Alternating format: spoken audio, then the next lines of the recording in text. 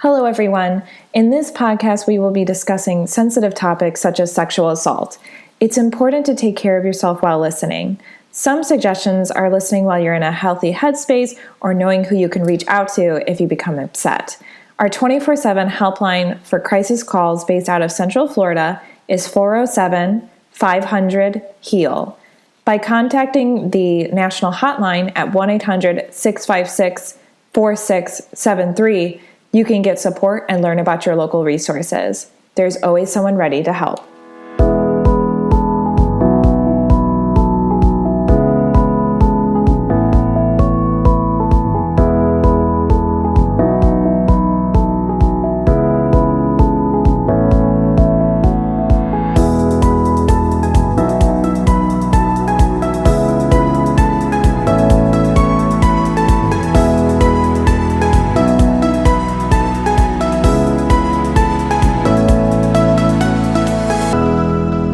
Welcome to the Victim Service Center podcast. Here we sit down with professionals that serve survivors and victims of trauma or those who've experienced violence and have conversations about social issues. This week, we are talking about men in prevention.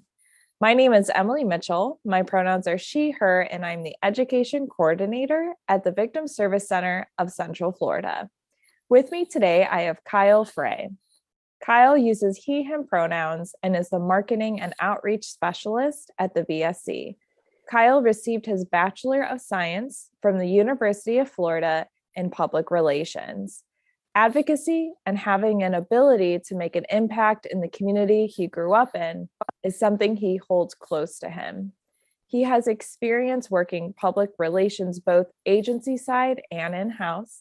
And in his free time, he enjoys listening to music, playing video games, and traveling around the country to play with his club Frisbee team. So, Kyle, thank you so much for being here today. Thank you.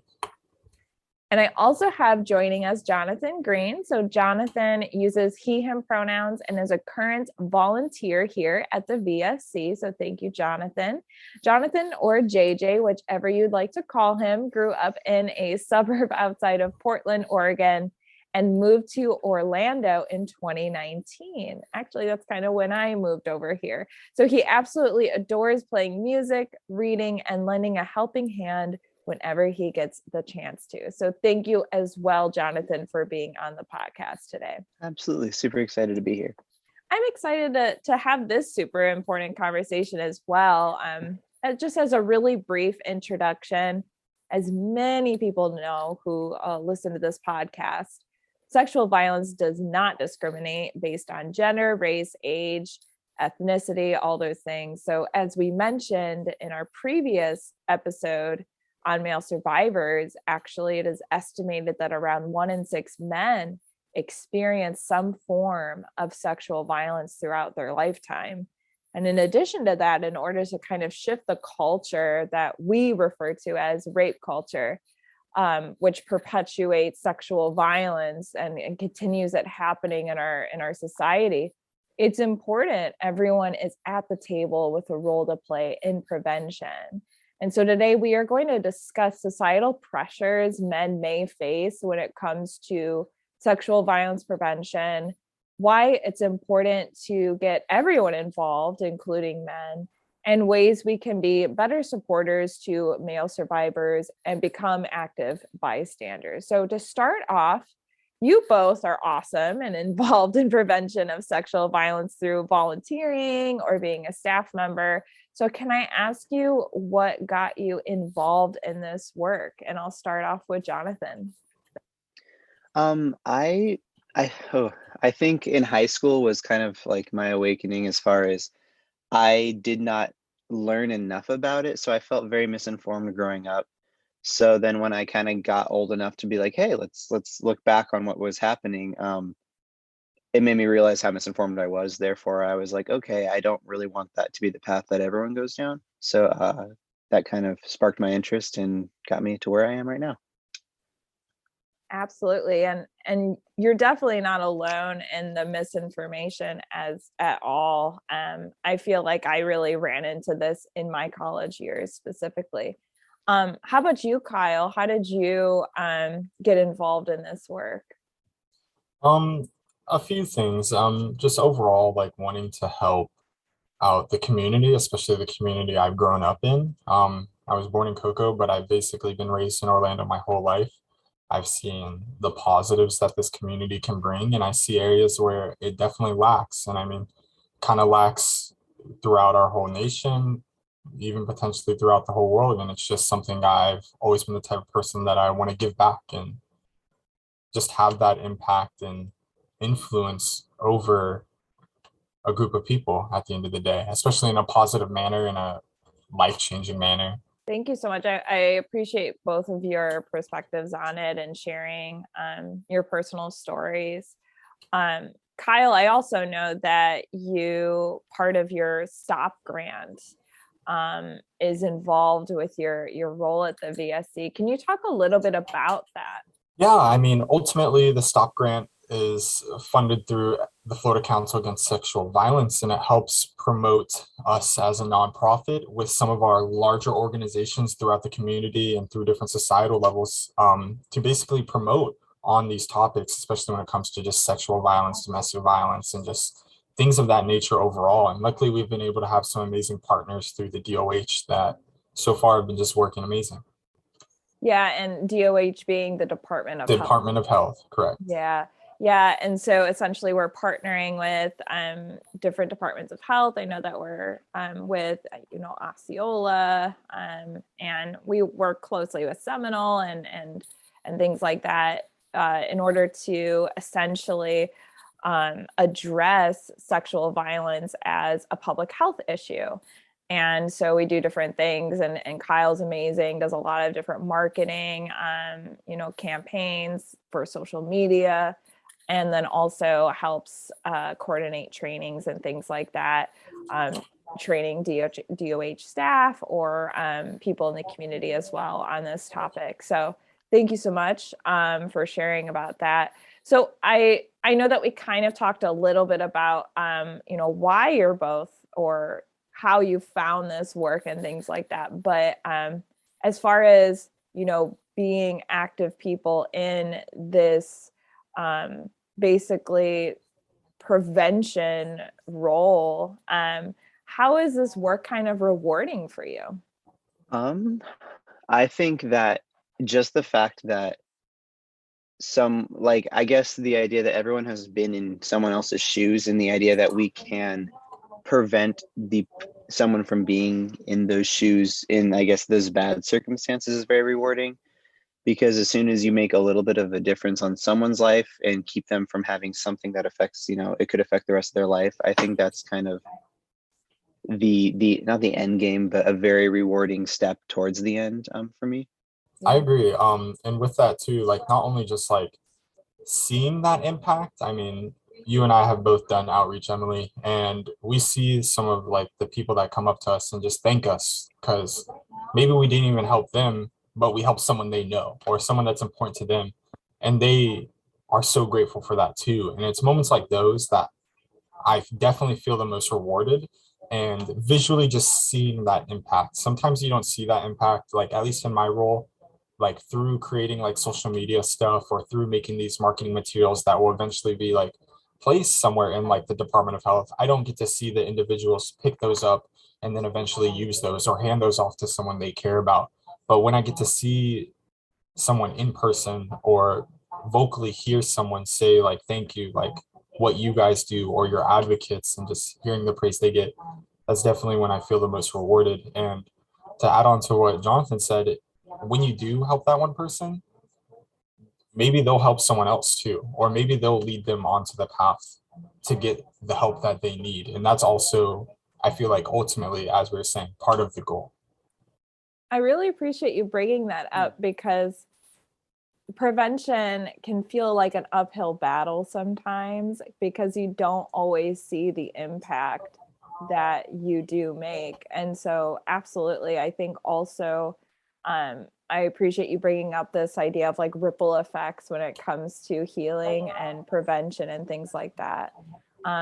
Jonathan, I feel like you had a reaction. I don't know if you had something you wanted to add on to that. I think, I mean, I guess you kind of covered it with talking about the ripple effect, because I think that is something that's kind of taken for granted, because I think when I grew up learning about this, I learned about it, but there was never enough outreach to where I was like, okay, now I want to go ahead and tell someone else. And I feel like if there was a better, like what we're doing now, trying to kind of reach an individual, not a bigger community, that individual becomes very knowledgeable, and then yes, they are able to take that knowledge and firsthand experience and start reaching out to others, which I do think is a much more powerful and personal way to address sexual assault. Yeah, which is kind of what we're here to talk about, to make sure that kind of everyone is aware of this and can become involved. And like I mentioned, prevention education certainly has a long way to go given the amount of sexual violence that still happens today. And you were kind of mentioning earlier, Jonathan, of how we weren't aware of this issue. And I was kind of sharing how, yeah, I was the same. I think that I really got more aware about it as far as how frequently it happens and how rampant it is. It really in my college years. So with that, what are some of the big gaps when it comes to prevention in the US? And I think one of them could definitely be the way that we handle sex ed in the US. So I'd like to kind of shift the conversation a little bit there to hear more of your experience with, your personal experience or what you know about sex ed in the US. Yeah. Well, like my personal experience, I had maybe a different route than most people. I actually did virtual school for like a year, not completely, just to add on some credits, do a little more. And that is actually how I took what was the equivalent of Orange County's sexual ed. It was called HOPE, Health Occupations Through Physical Education. And that's basically where they talk a lot about sex ed. It's not the only topic, obviously, just based off the name, but that is a large part of it. I did that virtually. And from my understanding, I learned a lot, but I had already known more on like the sex ed part just in general. I was in a private school, a very religious school. Not that it taught me anything that's really good. I mean, they taught me a lot of like abstinence only type of stuff, which like I feel is a very wrong way to go about things. I feel like it leads to a lot of toxic traits or toxic, just some negative attitudes towards things. And like, excuse my language, but I feel like it leads to like sort of like slut shaming at the end of the day, or like Mhm. victim blaming, I agree. something along those lines where we just assume that everyone involved is just the evil at the end of the day, regardless of role. Um, I think that's like very bad, especially just on a societal level. But going back to like my experience with it through like virtual education, kind of hard sometimes. I don't think it's the best path, but I don't know what is the best path at the end of the day. I'm the type of person that I do think something like sex education could be started a little earlier at a younger age. I feel like it's very hard to talk about it, or like we make it hard to talk about at times when we're talking about sex education, especially we're trying to like keep the innocence in the younger generation, and therefore we just start it later, or we leave it up to the parents at the end of the day, having the birds and the bees talk. And why don't I feel like we just need to formalize that at the end of the day. I completely agree with the idea that it's, I mean, I probably learned about it in seventh grade, probably starting. But I don't even know how old that makes me, but it's the beginning of your teenage years, I feel like. And that's when some people start becoming sexually active. So I think that's like just so close to when you know it's all going to happen, that it's almost obviously not early enough. And I think I like the idea that you brought up, that the kind of slut shaming that, or for lack of a better term, the kind of the mentality that we're going to teach you this, and if you something happens, the idea that if you weren't there, that wouldn't have happened. Like, basically kind of, it's almost a cop out to where it's kind of covering your bases almost for the education system, feeling like, well, we told you not to do this, so like that's as far as we're going to get you, so I'm sorry, there's nothing we can do at this point. Another huge thing, I think we kind of talked about it last time we met, was the sexual education system is engineered to prevent pregnancy, not to create consensual sex. And I think that's a huge lapse in where we're shooting to be. Because I kind of thought about it a little more, and I think we're more concerned because the idea, let me rewind here, the idea of being content where you are is in the US is based off a lot of financial stability. And I think when you start to have teenagers who are pregnant, the financial stability goes away. So therefore, that's what they're kind of worried about covering. And your emotional stability doesn't identify your status or your social status. So I think that gets kind of pushed to the back burner. So regardless of when sexual education talk happens, which it should be earlier than later, that's, I think, the biggest lapse as far as we're teaching people how to not get pregnant, but that doesn't mean you're gonna, do this the proper way, because there are many ways that sexual assault happens where pregnancy is not a fear, and that's not at all addressed in the education system. Definitely. I think as far as like my experience specifically, it was kind of very fear-based. I agree. I think it does make foster environment that encourages victim blaming and that slut shaming as well, and just kind of brings a lot of shame around the topic of sexual activity in general. And so because of that, people look for other sources of, education in that regard. And there's great sources and there's not so great sources. Mm-hmm. And then Yes. I agree, the consent piece to it is being left out. And so I think the only sex ed that we really got I'm from Chicago, and it's probably different now, but maybe not so different, where it was really just kind of fear-based, like these are the consequences of sexual activity, and that was about it. Not like you have a right to, say no whenever, throughout the process. It has to be continual. There's times when you can't consent and things like that. So that seems like an obvious way we can improve sex ed. And you brought up something too, Kyle, as far as it happening kind of later as well, where sex ed probably should be happening a little sooner. Are there any other things that you think we could do to improve sexual education and in a way that we can prevent sexual violence? I think one of the things that I feel like lacks, especially in sexual education, as everyone mentioned, it's very focused on like withholding pregnancy and just sort of like, I don't know if we touched on it, but a lot of like diseases, like sexually transmitted diseases and stuff like that. But there's not a lot about like healthy relationships and how to go about things properly, and just the idea of consent and stuff like that. I feel like aren't touched on enough. And I feel like it's because we take and I'm just assuming, but I feel we just take the approach that you already should know it's bad, so we don't need to touch on it. And I feel like that's something, especially starting it younger and just having that. I feel like for me, and maybe my story is different, I kind of already knew the concept of sex and how children are made and stuff before I even had the talk. I was just always like on the internet or just stuff like that. And you just learn things. I mean, kids talk when you're in school. So you kind of just, maybe a lot of people could potentially just learn it from their friends and stuff like that before they get like a formal education on it. As I said, the Orange County one, from my understanding, starts around 9th grade. And that's a little late in my personal opinion. I definitely think it should be something that is approached or even like brought up in a safe space or an understanding space just way earlier when you are younger.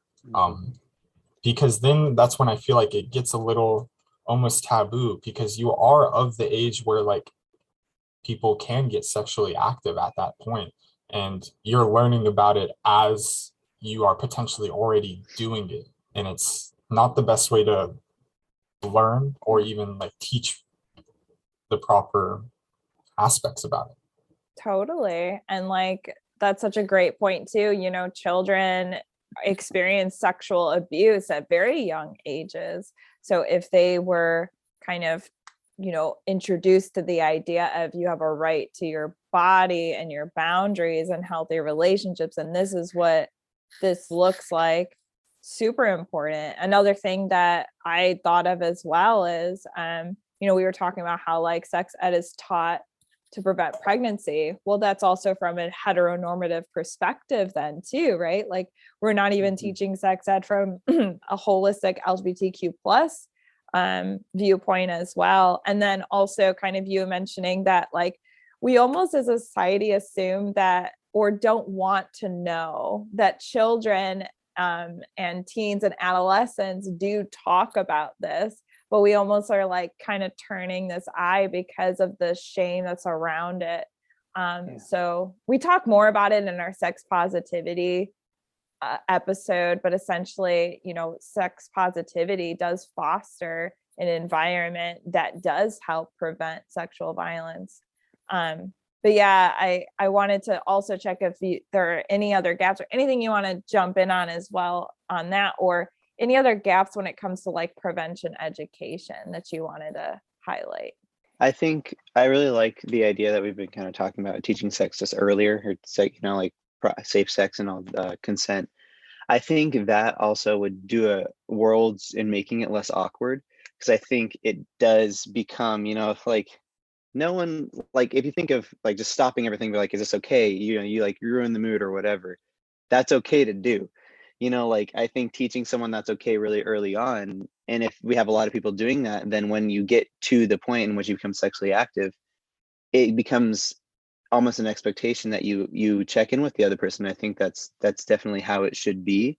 And I think same goes for parents or the older generation. It's kind of the blissful ignorance to the fact that adolescents are having sex, and that's awkward too. And if you address that earlier on too with your kid, then it solves so many problems and becomes a conversation in which you can be in these situations and have those conversations and feel, confident in the way you're addressing things, and know that you're taking into account how the other person feels and they're addressing how you feel as well. Absolutely. Always love bringing up the concept of checking in and just kind of normalizing that. That should just be a normal human thing to do with your partner. Shifting gears a little bit about prevention spaces. So do you personally think that prevention spaces and their messaging are welcoming to men overall? As always, everyone needs to be at the table, as this affects and involves everyone, sexual violence. So I was just wondering if you personally think that these prevention spaces are doing a good job in, being welcoming and encouraging men to be part of the movement. Do I feel like the messaging is welcoming to men overall? Obviously, I work internally at the VSC, and I would like to think we are very welcoming. I think that's something we avidly talk about, at least, is making sure we don't have this sort of atypical image of what prevention or even like sexual violence or domestic violence looks like. That's something we're always trying to keep in mind, that things like this aren't always just male to female, or it can be reversed. It can be male on male, female on female. There's lots of different ways that something like this can happen at the end of the day. I think the hard part is still, at least in my view, it's still very taboo to still talk about, at least when it's involving just men and men being the victim at the end of the day. It still feels very taboo. And I think that's just something that is a long road ahead. How long? I don't know. I think that's just something as a society we have to grow with. And I think that's just piggybacks on to almost like the sexual education. We just need to be on the forefront of things like that and be progressive in wanting to talk about these things that are very real at the end of the day. And yeah, I just feel like at the end of the day, sometimes this idea of toxic masculinity, which I assume we'll go into later, will be apparent in these conversations where it's just like, oh, that can't happen to you, or oh, you shouldn't feel this way, or something along those lines. I appreciate that, Kyle. And And yeah, I think that we do, it's good to hear like your feedback on it. I think we do try specifically because we know part of our strategic plan that men do go through sexual violence and experience it. That's why we have a male support group. That's why we have male advocates, because we're trying to reach that particular population, because there is this lack of conversation societally about it. And we know that they experience it, but we're not seeing them come through our doors as often. Well, now that's kind of increased. And the question is also kind of just like broader overall, kind of the messaging with, sexual violence prevention and things like that. Because I hear a lot of times like, oh, we should mobilize men. But I was just curious to see how you all felt about, do you feel that this is a space or that men can be part of the movement too, I guess. I think from what I've kind of experienced, I think it's definitely, well, obviously, yes, men can be part of the movement and they should be part of the movement. I think it's a little bit more difficult because you still have to break down all those stigmas, because I know, like, from me talking about this with my parents, actually just recently I was talking about it with my mom, and she brought it up and it was really cool, but she was talking to me, she goes, I don't know if your dad will ever bring this up because, like, of how this stigma, and he still hasn't, and that's totally okay, and you work on things, but I think there is a stigma that makes it awkward for men to acknowledge, especially other men, as weaker, or not weaker, but like you feel like you are doing that when you're bringing up something like this.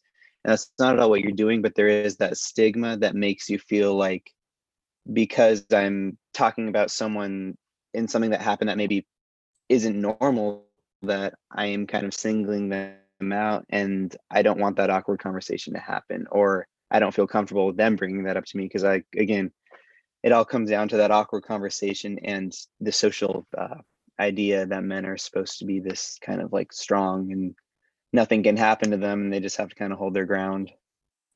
Totally. And I really appreciate you kind of bringing up this concept of like having these awkward conversations, because that is really kind of one of the things that we try to do here with prevention education, is just normalizing these conversations so that they aren't so awkward, because they shouldn't be, right?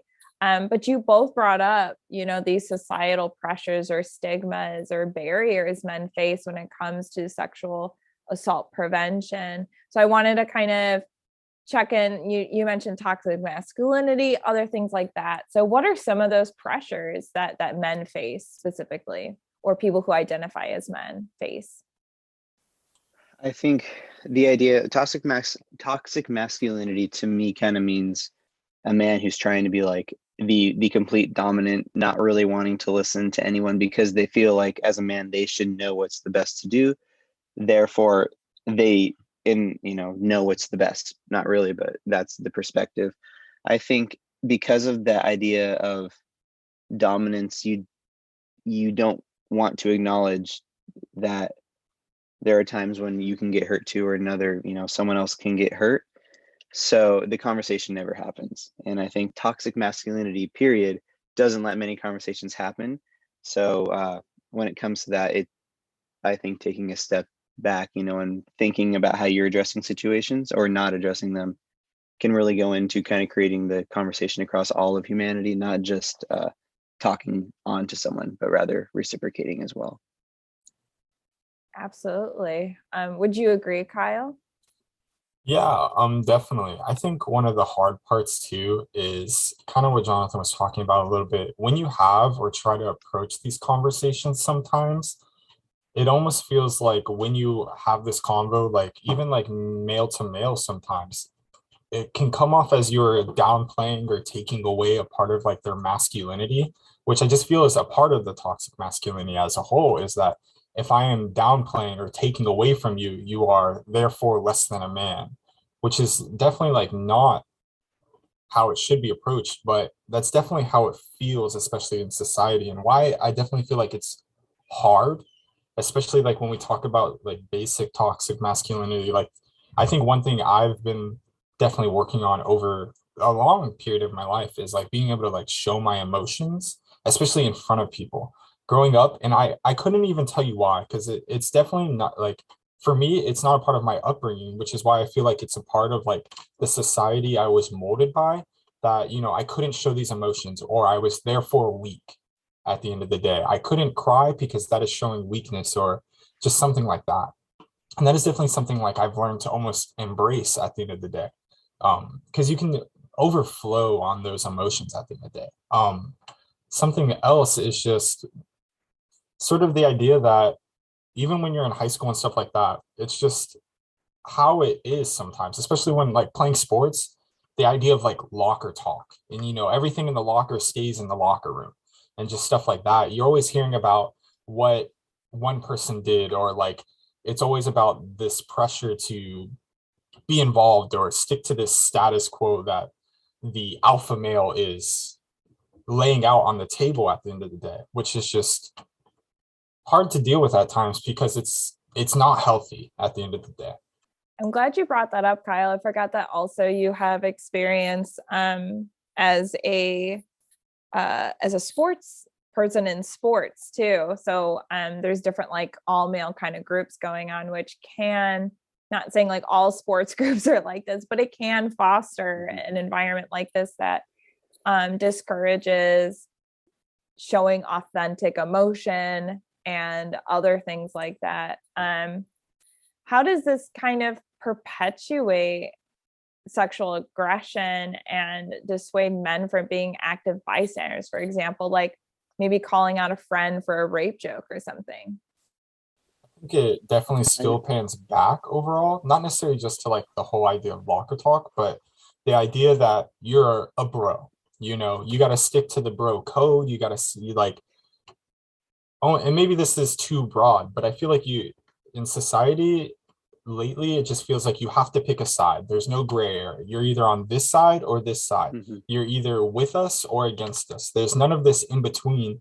And therefore, if you are calling someone out on the topic of like calling out like a rape joke, you are therefore calling it out, which means you oppose and are against. You are not on that side, which just leads to more struggle at the end of the day, socially to some extent, or can at least based on society.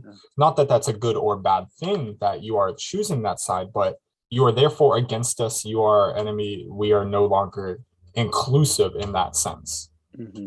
Yeah, I definitely agree with that. I think as far as like locker room talk, or like I guess the idea with sports is that the stereotypical person, you know, like you think of sports as just this heteronormative white, or not white, but like just man, you know, and usually straight.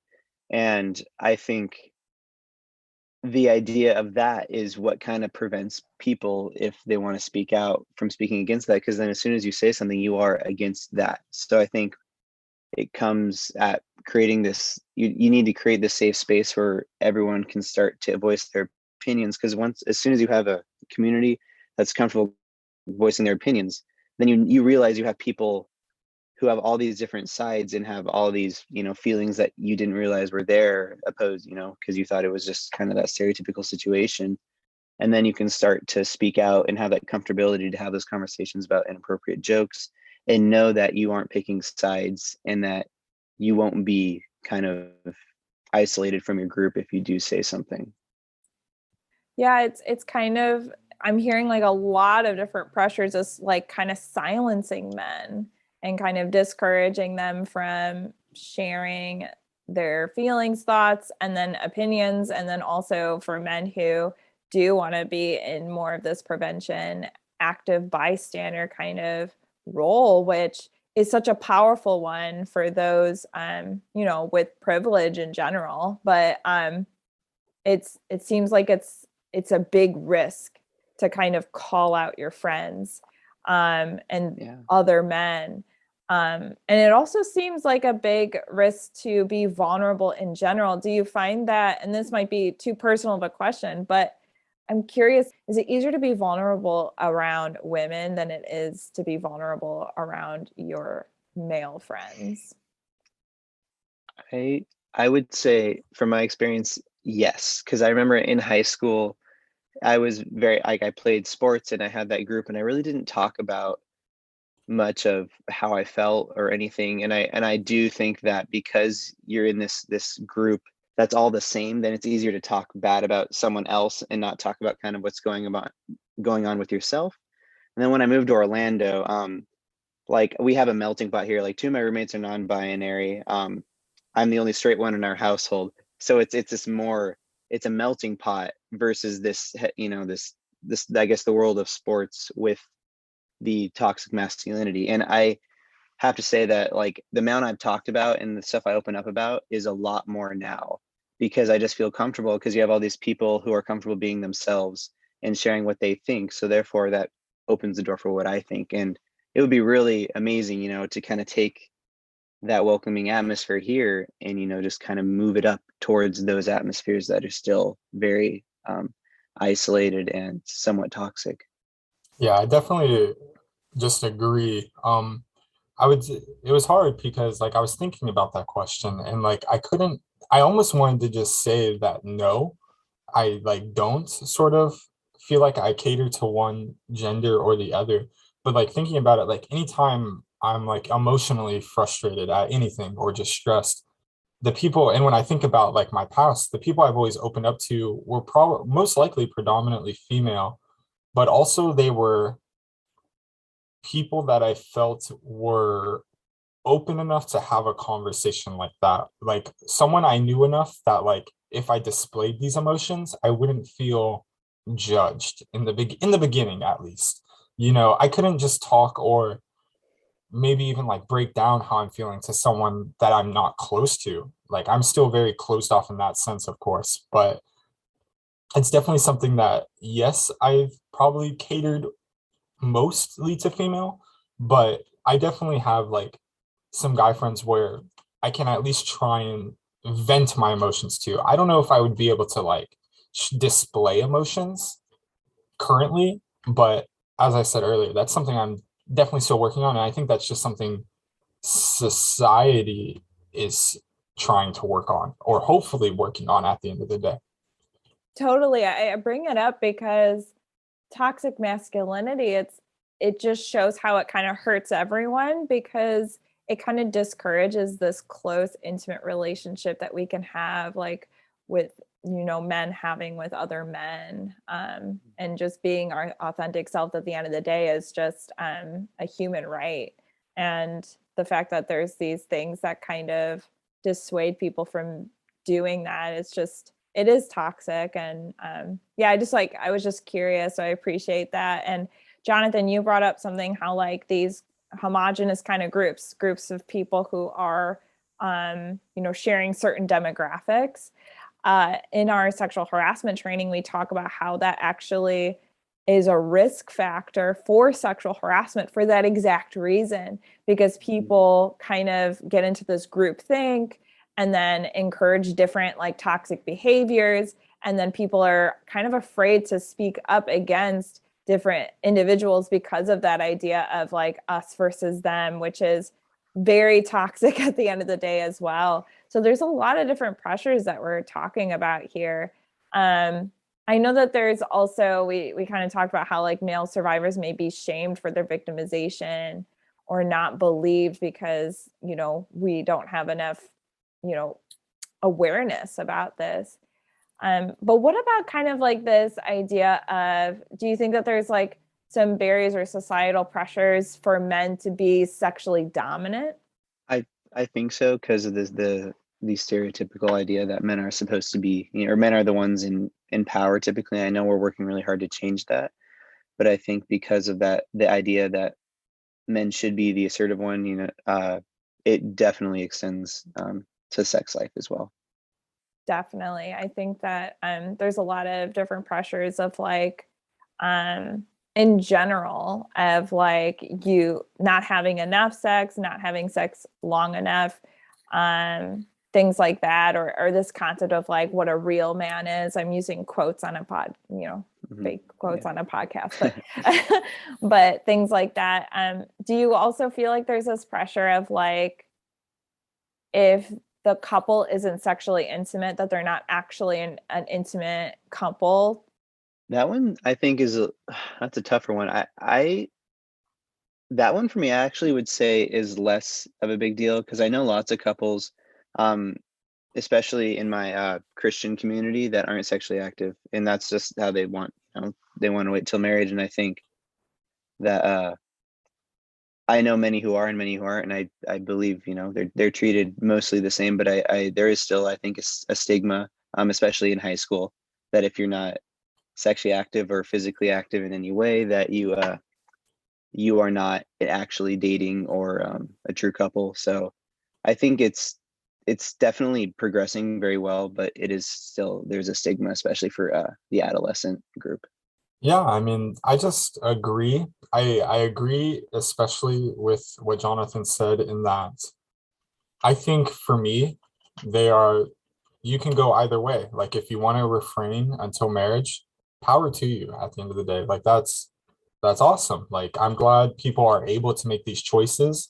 And I think all relationships can be successful however you envision them to be successful at the end of the day. I still think that there's this stigma. Yes, I would, that's the part I definitely agree upon is that like I feel like if you hear about that, you're almost like curious, like why? Like why is there anything more than just the religion that is it truly that's the reason? So that's kind of like why I feel like there's the stigma. It's because you don't bat an eye when you hear about a couple that is sexually active, but you almost have this small like head turn when you hear that they are refraining till marriage or something like that, especially if it's like what is viewed as like a very long time at the end of the day. Like, oh, you've been dating for multiple years and you still haven't. Like, are you guys not in love? Is this not your person? Things like that. And that's why I feel like there is still that stigma at the end of the day. That's such a good point, Kyle. And the Yeah. reason I bring it up too is because I think it might put pressure on individuals to put pressure on their intimate partner to engage in things that they may not be comfortable with because of this anxiety of like, oh, this is what a real couple looks like, and we have to do it this many times a week and whatever, or a month.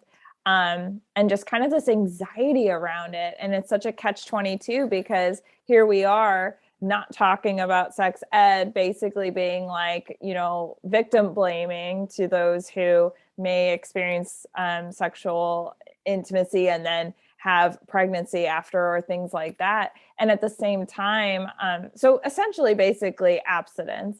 But at the same time, do you feel like men are kind of pressured to lose their virginity really young? I feel like that's a community thing at the end of the day. Wherever you surround yourself is where you will feel pressure either way.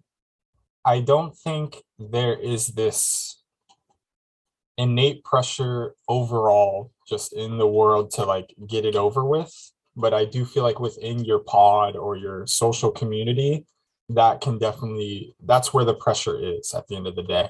And especially like going back to the locker talk and stuff like that, there's definitely that pressure there for me at least, or was that pressure there. But I'm also someone who deeply has like my values and morals and what I want when I feel ready, things like that. But I do think there's this pressure, but I don't think everyone would feel it or would feel it the same way.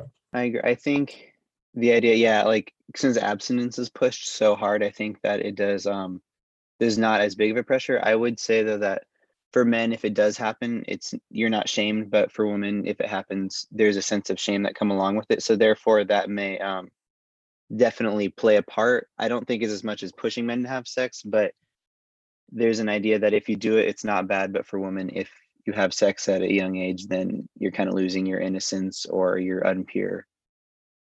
Totally, totally. And kind of going off of that when it comes to sexual violence, at least this is how it was a long time ago, but I'm curious to know, do you still think that this stigma of, it's just a woman's issue and so they kind of have to deal with it? Do you think that that's still kind of existing today, a society at large when it comes to sexual violence? I think because it's so uncommon in the media for men to be the victims, it is kind of still very hard to see that it is a issue for both sides. Especially because I know like with the Me Too movement that kind of happened in 2017, a lot of, the big sexual predators were male, and there wasn't as much of an awareness as for male victims, because I feel like that was kind of the big, kind of public event that displayed the big problem we have in the US and in the world. And I think, yeah, because men don't make headlines as, the victims, that we still have that stigma that it's just a woman's problem. For sure. I think that there are some male survivors that have been speaking out. I think it was Terry Crews, who Yes. recently came out with his story about sexual abuse and how much that kind of meant to a lot of different survivors, kind of seeing this. Again, we kind of have this idea of survivors of sexual violence are somehow, they look a certain way. And maybe as a society, we think that they look like a young female woman.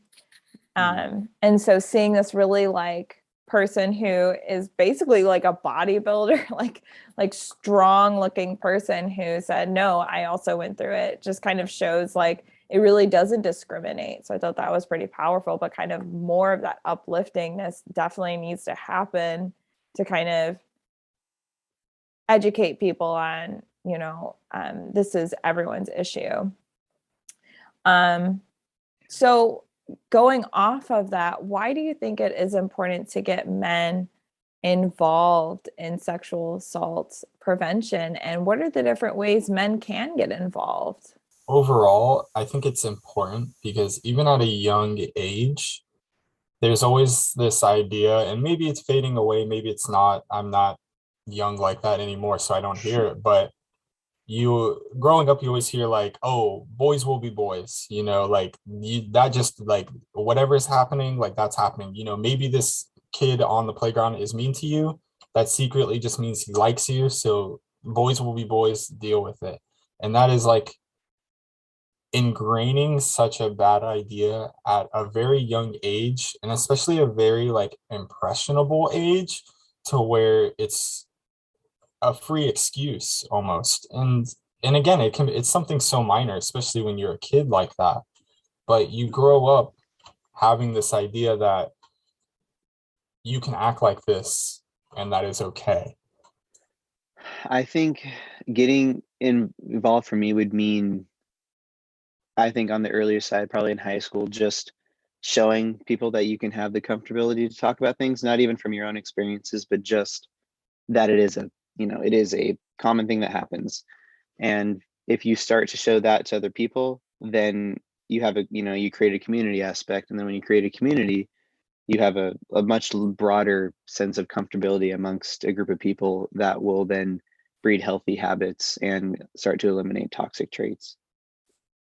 Yeah, I agree. I like going back to the Terry Crews thing. I think having these people sort of in this position, being able to be vocal is very important. And like, it's really good that, or very positive in my eyes, that Terry Crews and hopefully people in the future are able to talk about these things. Because I just assumed that there was probably some backlash through another field that he might have received, like, oh, you're not the man we used to think you were, Terry Crews. Like, it could also be viewed as, you let this happen to you. Like, why did you let this happen to you? This shouldn't have happened to you. When, just like Jonathan said, like, this happens regardless of who you are, your gender, color, your race, things like that. So having more males in this space talking about it is very important, especially if you are able to have these sort of serious talks in even the education system, or even at a young age, things like that, just to make it prevalent or make it even a talking point. Because I feel like we hide a lot of things from the youth, and maybe that's due to the innocence. Maybe that's, we don't want to rip off the seal of what real life can be. We want to preserve what they view as this awesome, like being a kid is like. But sometimes you do have to have those tough conversations, and it's hard to say when you should, because when do we break that barrier of what the real world can be?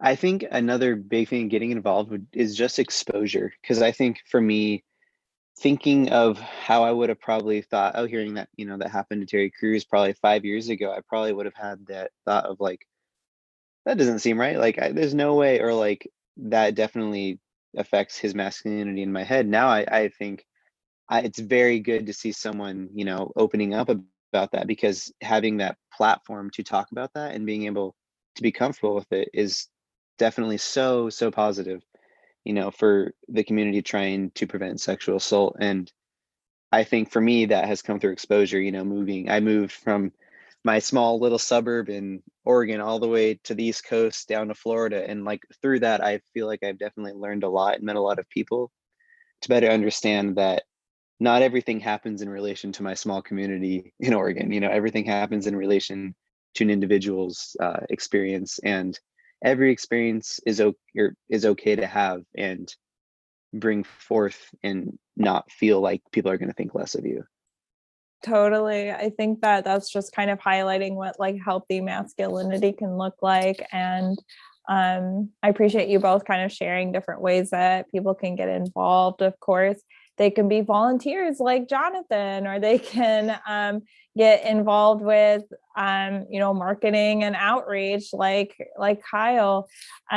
And also just having these kind of intimate conversations within your circle, and kind of maybe stepping back and saying like, hey, am I, like checking yourself and being like, am I fostering an environment where my friends can't even be real around me? Or am I finding myself that I can't be real around this group of friends, or whatever that may be? And I think one of the ways that you can really get involved in preventing sexual violence in general is being an active bystander, which I always like to talk about. So how would you define an active bystander, and why do you think it is important that people with privilege use that privilege to call out their friends or stand up for people? I think it's kind of talking about what Kyle was saying with the locker room talk. It's very easy to kind of be in that toxic circle where you're all the same and you're talking about a different demographic of, someone else, which would be like, and if you're not the one saying it, then you're the passive bystander.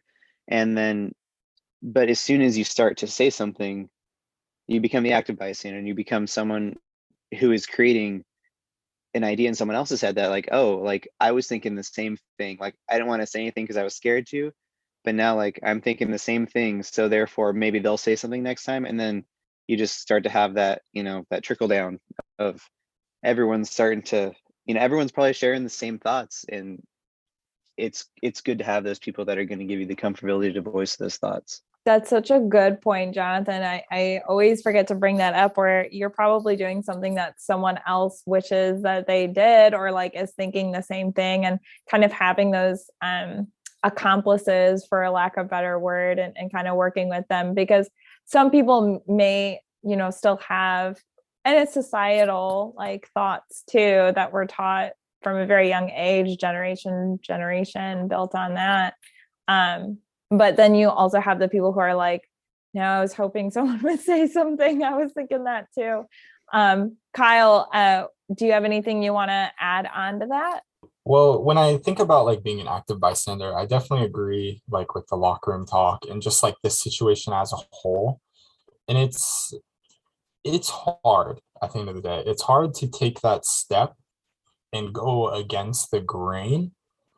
And it might not be something you can always instantly do, like just because you think it, but hopefully you eventually build up the courage or whatever it may be, or build enough angst or whatever is inside of you to vocalize something or call something out when you truly believe it is not either appropriate or proper, or your actions have a lot of effect at the end of the day. So being able to just make that one instance and call someone out at the end of the day, or voice your opinion, even if it's to someone higher up in the hopes that they could even do something, is just a big deal. Because even when we leave this sort of locker room, there's still issues that are prevalent even further in your education in college, especially when it goes to Greek life, especially when you just look at the numbers for like public universities, things like that. Um, there are just these big issues that probably are still constantly going up this stream at the end of the day, even when you leave college and maybe even go into your workplace, things like that. Those sort of issues are still prevalent. So being able to develop that courage to be able to just voice something, because it's like you said, maybe you do think like someone else has the same mindset of you, and you hope that maybe they would say something.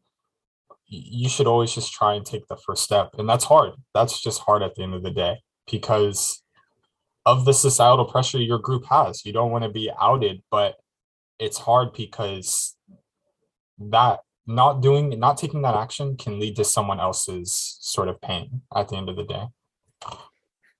Yeah, I feel like it's a definitely you have that thought, and there's that, then the second thought is, okay, like what are the consequences if I do say this in my immediate, like what happens immediately to me versus what happens to this other person. So it's almost, just like speaking out on anything, you kind of, you hesitate for a second and then you have to take the leap. And I think once someone takes the leap and they have someone else has their back, then you become more comfortable doing that. And then that other person realizes, oh, like, this person was saying the same thing. So it just opens the door to so many good conversations that we can be having. I love that. I love this like ripple effect of being an active bystander that you're highlighting. And yeah, it's super integral that people with privilege and power speak up against it, because you can, there may be people in that group that will take the message a little more seriously coming from certain types of people, from their friends, for example. And then also, I appreciate you bringing up the idea, Kyle, of, you talked about before, like boys will be boys, and this idea that like excusing behavior, and then that just kind of building into, further on in someone's life. And yeah, it doesn't just stop at the locker room, like you mentioned, this idea of, well, boys just need to get it out of their system when they're young.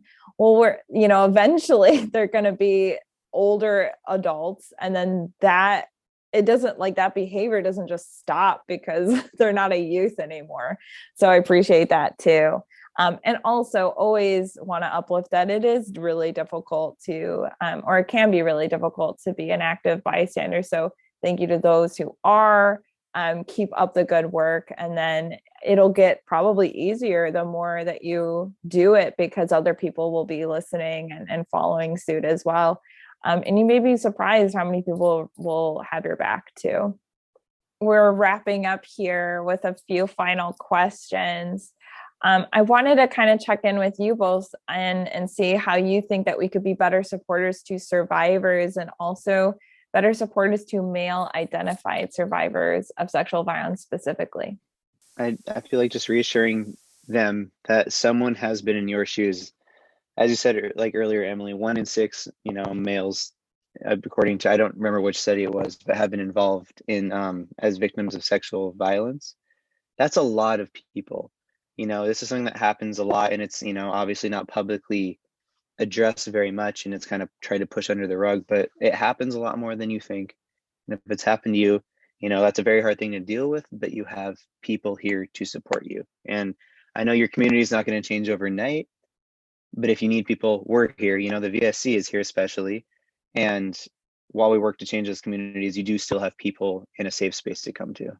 Yeah. When we talk about being better supporters, I agree. And it's also one of those things, you never know how little or how big something or an action can affect people at the end of the day. Like you said, it's just that this is very common, and there's no proper way that these things sort of happen when we're talking about prevention. It's not just always like a certain action. It could be an instance. It could be someone just touched you inappropriately passing by. Those things do have larger scale effects on people. And it is hard. And like Jonathan said, it doesn't just change overnight. Um, the journey of 1,000 miles starts with the first step at the end of the day. And so when we have these open conversations, you never know who's listening at the end of the day. And maybe your words will help someone, maybe your actions will influence someone later on. But I definitely think there's no typical way that these situations happen, but being able to be open, reassuring that you are not this sort of oddity at the end of the day. You are not, this is just common. And that is hard to say. Like that is rough. And like, especially as a realization to say, like, you are not the only one, because there is a support system, and it's tragic that it does happen. Yeah, I think on a little bit broader kind of sexual assault for not just males, but everyone. I was reading this book that kind of addressed all how like animals and humans are the same throughout adolescence. And it talked about in the wild when someone like, especially a cohort or like a mother's offspring is hurt, they're about 4 times more likely to protect them the second time around. But as humans, we have all these materials. We have, like, granted, the research on male sexual assault is still very little, but we have all these, we have the VSC, we have organizations, we have things you can just Google that can teach you about this and make you prepared, that can be such a great preventative measure that we can take. So I would say for people trying to support others who have been hurt, or, trying to reduce the risk, just kind of hop on Google, start searching stuff, reach out, because we have the world of making things safe at our fingertips, and it's just a matter of utilizing it. I really appreciate you bringing that up, Jonathan, because yeah, one of the great ways we could be supporters is just to learn a little bit more about trauma and different ways that we can help support. Although there hasn't been a lot of research on male survivors, like you mentioned, there's a lot of information out there as far as how to be good supporters. And supporters are super, super important, because of course, like, the sexual violence can be really impactful on a survivor. But I've heard a lot from survivors that the first person that they tell or disclose to can have a huge impact on their healing journey too. That first person, whether it's a negative reaction or a positive one and supportive one, that can really impact someone's healing journey. So the more about how to be a better supportive, just like believing the survivor, of course, not doubting their perception, letting them know they're not alone, like you mentioned. And then having those resources too, and saying, like, these are different places that are ready to kind of support you. What can I do to support you? I'm here for you. And then, of course, taking care of yourself as a supporter too, because there is vicarious trauma, and you deserve support as well. We talked about how there's different ways that men can get involved. But I would just wanted to see if you had any thoughts or anything you would like to say to a male identified listener who might be listening, who's like, yes, I want to get involved, but I don't know where to start. I don't know what to do. What can I do to be part of this? Well, I mean, basically what I did was I was like, I want to get involved. So I literally Googled places to get involved with this in Orlando, and the VSC came up, and it's been nothing but wonderful. So I would say start searching for ways to, just, I guess, get involved with organizations. And then if you feel like you have, this, it kind of reaches your community, you can start to do things at school. And I think addressing those, lapses in sexual education can come in people just trying to create different, not clubs, but like communities at school, to where letting people know that there is a place where you can come, in your direct community, because the VSC is wonderful, it's all Central Florida, but then you can go learn from here and then try to implement stuff in your school or places around you that just can have a more direct impact and can have a more direct outlet for someone who needs it. Love it. Yeah, that was a lot of words. I hope that made sense. No, it made a lot of sense, of kind of like starting here and then kind of being an ambassador in your other circles, and then also learning more from other organizations too. So yeah, I just want to thank you, Jonathan, for donating your time to this. It's really awesome. Kyle, is there anything that you wanted to say? I mean, yeah, there's lots of different routes you can go. I mean, like Jonathan said, you can volunteer, just reach out, be informed. Look for events at the end of the day. There's like walks and just different community events that touch on these topics. But also, we are all busy at the end of the day. So, and maybe you don't have time, but that's when it's at most you should try and be an active bystander. You can start implementing these things just by yourself or even within your family. If these are like tough topics to talk about, or you feel pressured by your family to not touch on these things, maybe even just start there.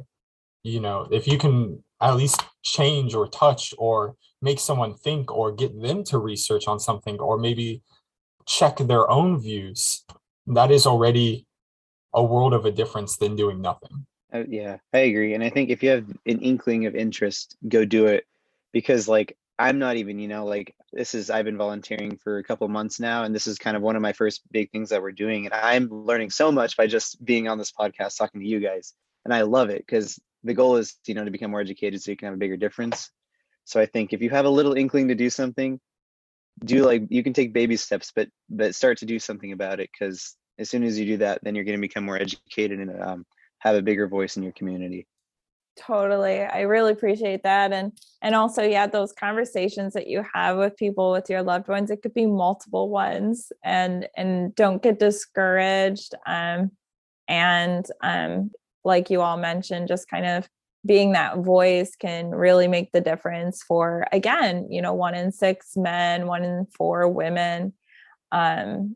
It's very likely that someone in that group of conversation, maybe you're having a group conversation, that someone is a survivor, or knows someone who is a survivor. And so it could really mean the world, and kind of shifting this culture is super important. So I appreciate you both and all that you do in prevention, when it comes to preventing sexual violence. And as a final question, is there anything else that you'd like to bring up that we may not have discussed? I know we've talked a lot, or if there's anything you'd like to say to the men out there who are listening. I would just, we said it Ken before, but there's always someone there for you. And you can always be there for somebody. You don't need to, go prying, but if someone comes to you, you can always be that, if you're the first person, that you can have a lot of say over how they feel this way for the rest of their lives. So you can always be that leaning shoulder. And if you don't have that and you need someone to lean on, then just don't hesitate to reach out. Yeah, absolutely. Thank you so much. And thank you to the listener for listening to the Victim Service Center podcast. The VSC is a nonprofit organization that provides free confidential counseling services for victims and survivors of any kind of trauma in Central Florida. To learn more about our services, please visit victimservicecenter.org. And to everyone listening, healing is not linear and you are not alone. And thank you so much, Jonathan and Kyle, for joining me today. Absolutely. Thanks for having me on. Yeah, thank you for having me too.